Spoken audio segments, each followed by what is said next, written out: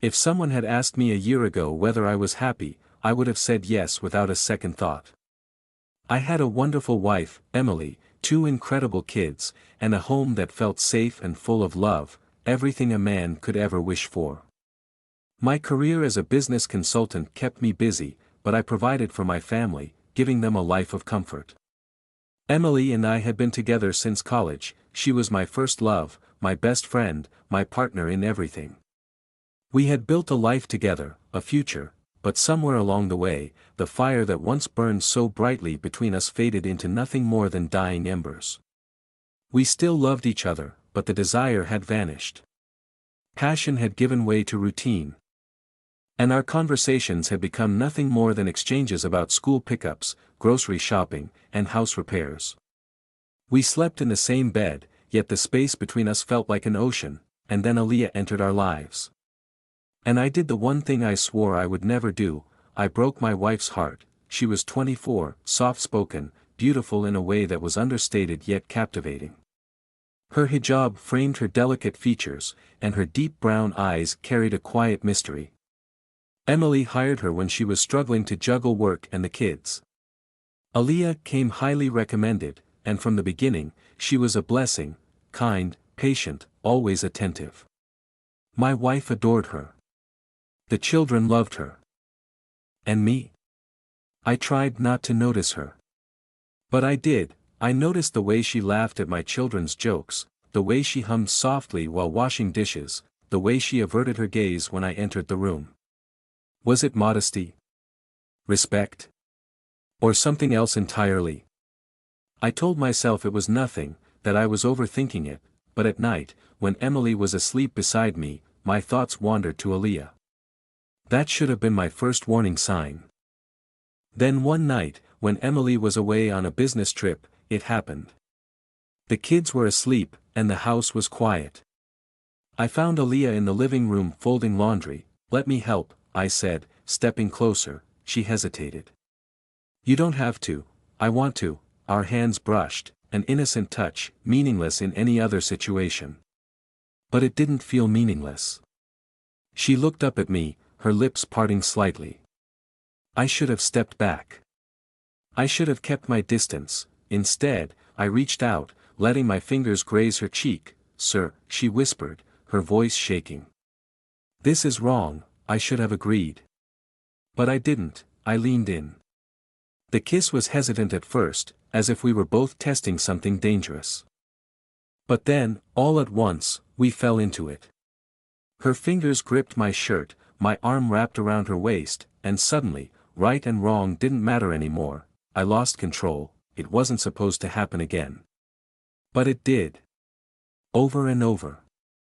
Every stolen moment, every lingering touch, every whispered promise we had no right to make. When Emily was home, I played the role of a devoted husband.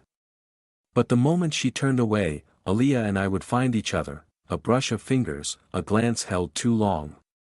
I was consumed by her. She was my secret, my sin, my escape, and she was falling in love with me. At first, she resisted. She told me we needed to stop, that it was wrong. But I convinced her otherwise. I told her she was special. That what we had was real. And in her innocence, she believed me. She started wearing perfume when she knew I'd be home. She lingered just a little longer after the kids went to bed. We lived inside a dangerous, intoxicating fantasy, until reality shattered it all. Emily began noticing the small things. "You've been distracted lately," she said one evening as we lay in bed. "Is everything okay?" "Work stress," I lied, turning away from her. She didn't argue.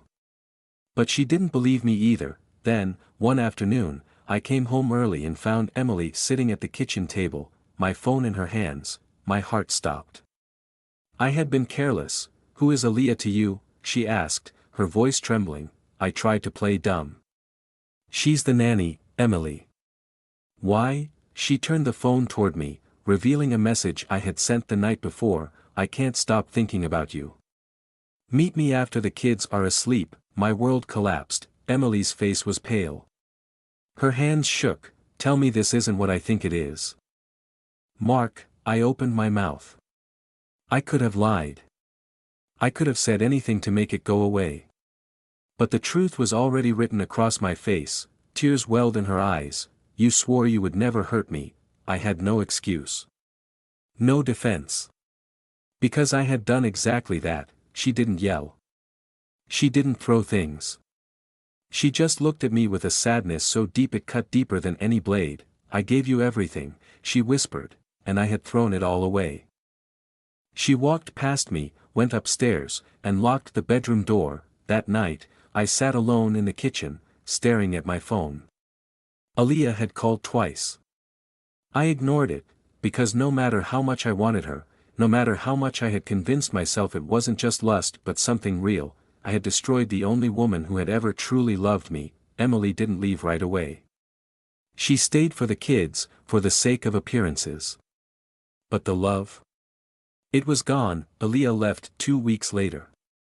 She didn't say goodbye. She just disappeared, and for the first time since this all began, I felt the full weight of what I had done. Nights became sleepless. Guilt ate away at me. I had risked everything for a woman who was never mine to love. And in the end, I lost them both. I still see Emily every day. We live in the same house, share the same space. But she no longer looks at me the way she used to. Some nights, I lie awake beside her, wishing I could undo it all. Wishing I had been stronger. Wishing I hadn't shattered the woman who once believed I would never betray her. But regret doesn't rewrite the past, and some mistakes can never be forgiven.